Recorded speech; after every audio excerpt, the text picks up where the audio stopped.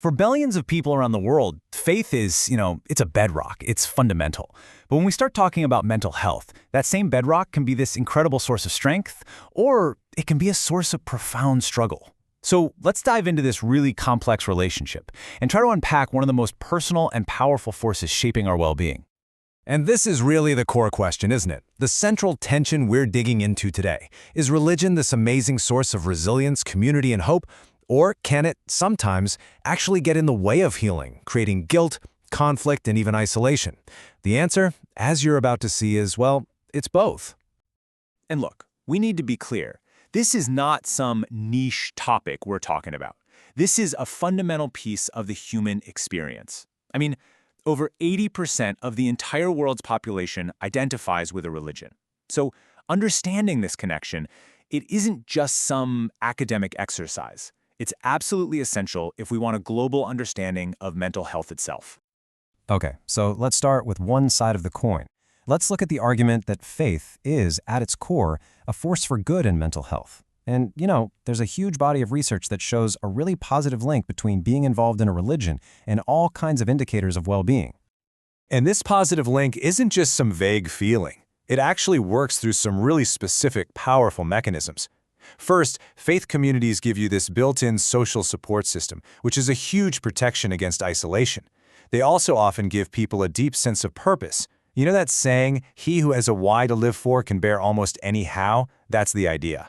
On top of that, many religions offer guidelines that can lead to less risky behaviors, and they promote virtues like patience and humility, which, let's be honest, can really help our relationships.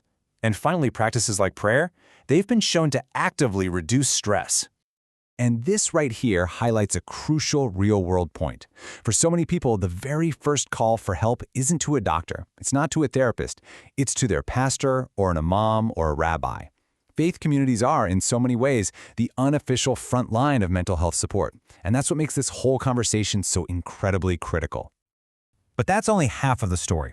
Because for some people, that exact same source of strength can become a source of immense struggle. It can complicate the journey toward healing in some really specific and really painful ways. So the key thing to understand here isn't whether faith is good or bad, it's all about how it's used to cope. On the one hand, you have positive spiritual coping. That's seeking comfort, finding hope. But on the other hand, you have negative spiritual coping, which flips that completely on its head. This is when a crisis is seen as some kind of divine punishment, or when someone feels totally abandoned by their faith, or when it just makes feelings of guilt and despair even worse. And that leads us to this really important concept, spiritual bypass. This is when spirituality isn't used to confront problems, but actually to avoid them.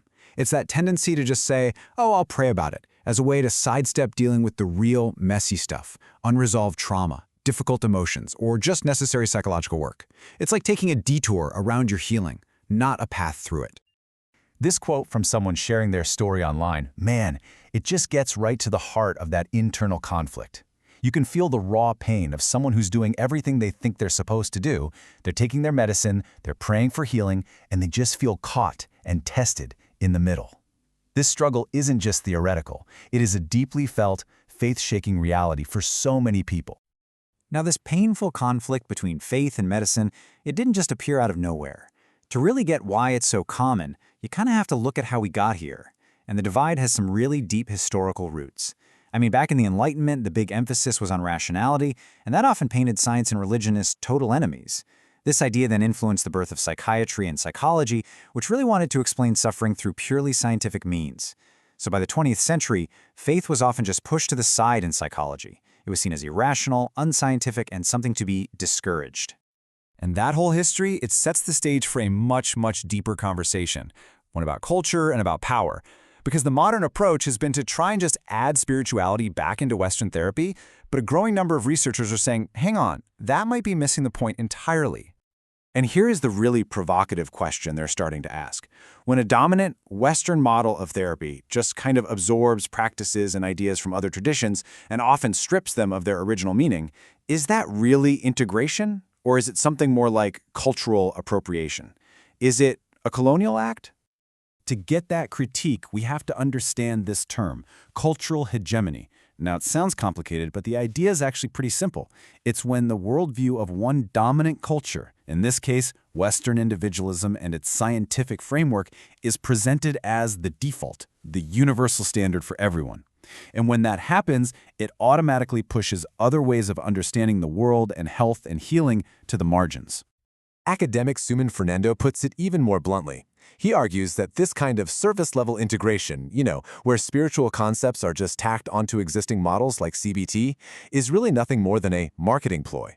It's a way to look culturally sensitive without ever actually challenging the underlying power structures. And you can see why this matters so much when you actually look at how mental illness shows up around the world. It's not a monolith. The very symptoms change depending on the culture.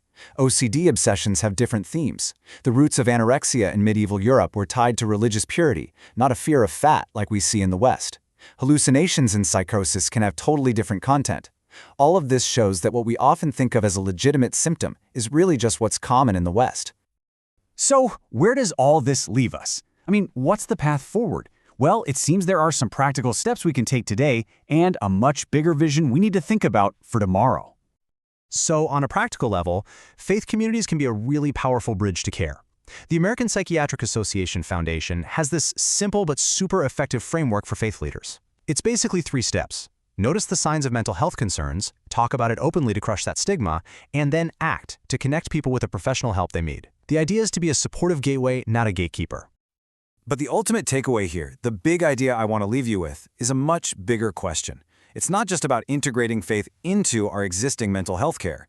It's about questioning the very foundation of that care. If our definitions of what illness is and what healing is are themselves the products of a single dominant culture, then maybe, just maybe, to truly heal, we have to first decolonize our understanding of the mind itself. What do you think?